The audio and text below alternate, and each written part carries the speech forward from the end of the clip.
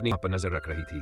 तभी उसने कुछ ऐसा देखा जिससे उसकी रूह कांप गई। उसे शक होने लगा कि उसकी माँ शायद इंसान है ही नहीं, क्योंकि माँ जब भी घर से बाहर जाती हमेशा साथ में एक सूअर लेकर जाती और बिना कुछ कहे कार में बैठकर निकल जाती। फिर अगले दिन थकी हारी टूटी हुई हालत में वापस आती।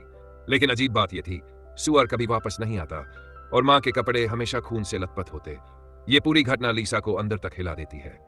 उसे समझ आ गया कि माँ जरूर कोई ऐसा राज छुपा रही है जिसे वो किसी को बताना नहीं चाहती।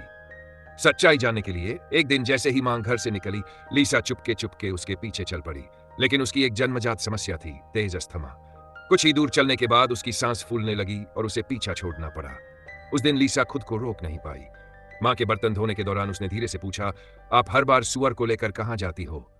मां का चेहरा अचानक बदल गया। अगले ही पल उसने गुस्से में बर्तन जोर से फेंक दिए और चेतावनी दी, बड़ों के काम में बच्चे दखल नहीं देते। गुस्से में लीसा कमरे से बाहर निकल गई। लेकिन जितना मां उसे रोक रही थी उतना ही लीसा का शक बढ़ता जा रहा था। कुछ दिन बाद जैसे ही मां निकली, लीसा तेजी से पहाड़ी के ऊपर चढ़कर देखने लगी कि मां कहां जा रही है। और तभी उसे सच्चाई का पहला अंश दिखा। मां शहर में सुअर बेचने नहीं जा रही थी, वो सुअर को लेकर पास के घने जंगल में जा रही थी। इसी दौरान अचानक उसके नाना पीछे से आ गए।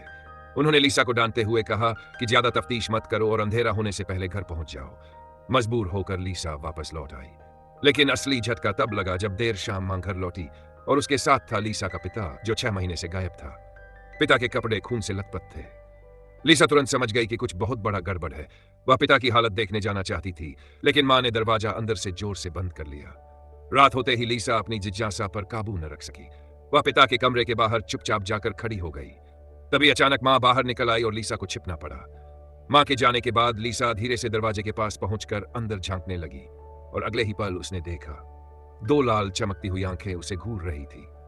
लीसा के पैरों तले जमीन खिसक गई। वह भागी और कमरे का दरवाजा खोलने की हिम्मत तक नहीं कर पाई। इसी डर ने रात में एक भयानक सपना पैदा कर दिया। सपने में वह पिता के कमरे में जाती है जहां पिता दर्द से कराह रहे हैं और फिर अचानक कुछ भयानक उसके सामने आता है। चीखते हुए वह नींद से जागती है। अब उसे लगने लगा कि उसका शक सही है। अगले दिन जब मां एक और सुअर लेकर निकली, लीसा अपनी ऑक्सीजन की बोतल उठाकर चुपके चुपके निकल गई। इस बार उसने ठान लिया था सच जानकर ही रहेगी। मां एक जंगल की तरफ गई, पर इस बार मां अकेली नहीं थी, उसके साथ पिता भी थे और दोनों मिलकर उस सुअर को उठाकर जंगल के भीतर एक पुरानी टूट चुकी हवेली में घुस गए। लीसा धीरे से उनका पीछा करती हुई हवेली के अंदर पहुंची। अंदर से सुअर की चीखें और कुछ अजीब सी आवाजें आ रही थीं। आवाजों के पीछे पीछे वह एक लोहे के भारी दरवाजे के पास पहुंची और फिर अंदर झांकते ही उसकी सांसें रुक गई। अंदर उसने देखा, उसका पिता घुटनों के बल बैठा था और उसकी गर्दन को मां एक मोटी लोहे की चेन से बांध रही थी। लीसा डर के मारे पीछे हटने ही वाली थी कि तभी मां ने उसे देख लिया। मां चिल्लाई, लीसा तुरंत वापस आओ। लेकिन लीसा ने एक भी शब्द नहीं सुना। उसी पल जैसे ही लीसा ने अंदर झांका, उसका जबड़ा डर से खुला का खुला रह गया। उसके अपने पिता धीरे धीरे एक भेड़िए जैसे राक्षस यानी एक वेयरवुल्फ में बदल रहे थे।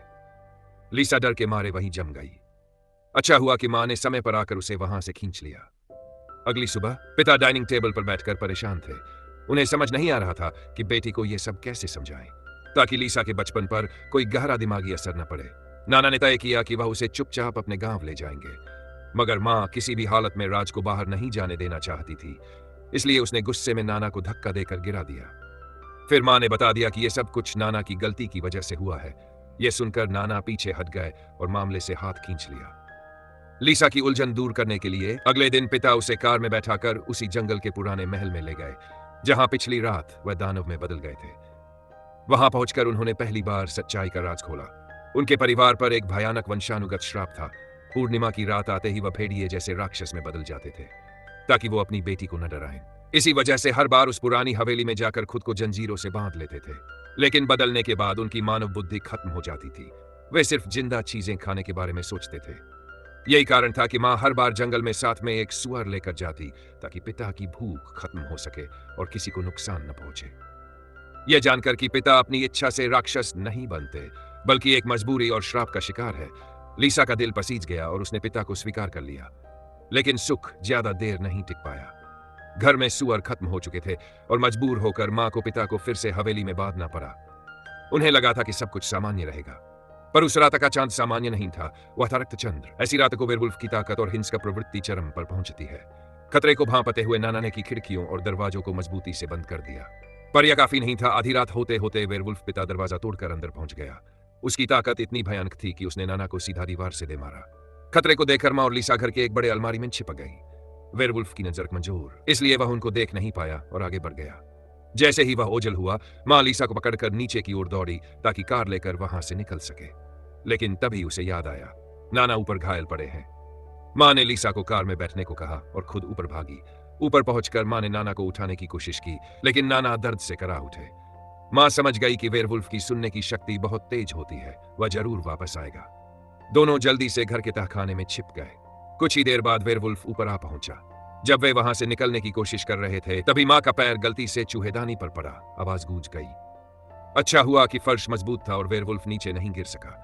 इसी बीच लीसा ने घर के बाहर कार स्टार्ट की और गेट को जोर से खींचकर गिरा दिया, जिससे तहखाने का रास्ता खुल गया और माँ नाना बच निकले। लेकिन कार अचानक बंद पड़ गई। तभी नाना ने माँ और लीसा को भागने के लिए कहा। वह खुद वेयरवुल्फ को रोकने की कोशिश करेंगे। माँ बेटी जंगल में भागी, पर भूखा वेयरवुल्फ जल्द ही उनके पीछे पहुंच गया। लीसा को बचाने के लिए माँ उसके सामने खड़ी हो गई और कोशिश करने लगी कि किसी तरह वेयरवुल्फ के अंदर बची थोड़ी बहुत इंसानियत जाग जाए। कुछ पल के लिए वह रुका भी, लेकिन श्राप की हिंसा बहुत ताकतवर थी। अगले ही सेकंड उसने माँ को जोर से जमीन पर फेंक दिया। अपनी माँ को बचाने के लिए लीसा ने बिना सोचे समझे जमीन पर पड़ा ऑक्सीजन सिलेंडर उठाया और बगल में पड़ी तेल की लालटेन की लौ को सिलेंडर की गैस से जोरदार धक्का दिया। भयावह आग की लपटें वेयरवुल्फ पर भड़क उठी। भयानक आग में तरपता हुआ वह राक्षस आखिरकार खत्म हो गया और माँ बेटी की जान बच गई। कहानी के अंत में माँ और लीसा अपना सामान कार में लादती है और उस दुख भरी जंगल की झोपड़ी को हमेशा के लिए छोड़कर चली जाती है। और इसी के साथ खत्म होती है लीसा और उसकी माँ की ये डरावनी जंग, जहां एक खतरनाक श्राप ने पूरे परिवार को तोड़ने की कोशिश की, लेकिन हिम्मत और प्यार ने आखिरकार उन्हें बचा लिया। अगर आपको ये कहानी पसंद आई हो तो वीडियो को लाइक करें, चैनल को सब्सक्राइब करें और कमेंट में बताएं, अगर आप लीसा की जगह होते तो क्या वेयरवुल्फ का सामना कर पाते। ऐसी और डरावनी थ्रिलर कहानियों के लिए जुड़े रहिए। मिलते हैं अगले वीडियो में।